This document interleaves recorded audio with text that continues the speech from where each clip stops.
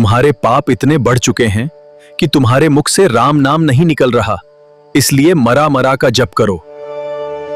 लेकिन किसी ने सोचा भी नहीं था कि यही मरा मरा का जप एक दिन इतिहास बदल देगा। उस सुनसान रास्ते के पास रहता था एक खूंखार डाकू रत्नाकर, जो भी उस रास्ते से गुजरता शायद ही सुरक्षित लौट पाता। लोगों को लूटना और डराना ही उसकी जिंदगी बन चुका था। लेकिन उस रात कुछ ऐसा होने वाला था जो उसकी किस्मत हमेशा के लिए बदल देता। उसी रास्ते पर धीरे धीरे चलते हुए आ रहे थे महर्षि नारद। रुको, जो कुछ भी तुम्हारे पास है सब मुझे दे दो। तुम्हारा सब कुछ मेरे हवाले कर दो अभी के अभी।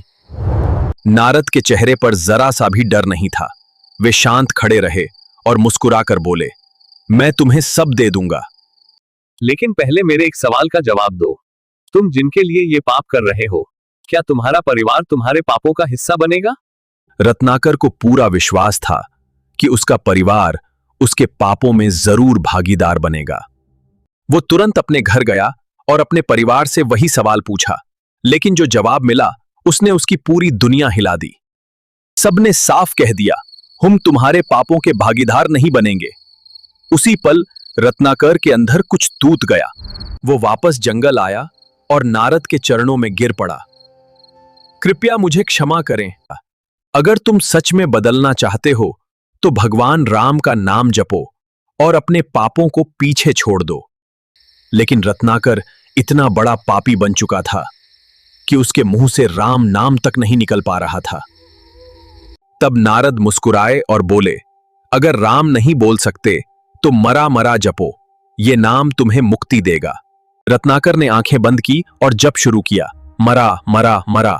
लेकिन लगातार जप करते करते वही शब्द धीरे धीरे बदल गया, राम राम राम। रत्नाकर गहरे ध्यान में डूब गया। दिन बीत गए, महीने बीत गए और साल भी बीत गए।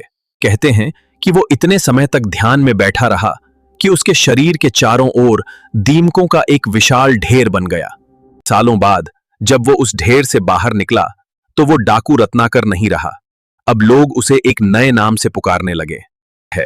वही रत्नाकर अब महर्षि वाल्मीकि बन चुके थे और आगे चलकर उन्होंने रची महान रामायण।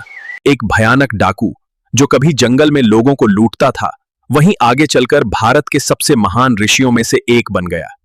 अगर आपको यह कथा अच्छी लगी हो तो वीडियो को लाइक करें, चैनल को सब्सक्राइब करें और कमेंट में जय श्री राम जरूर लिखें।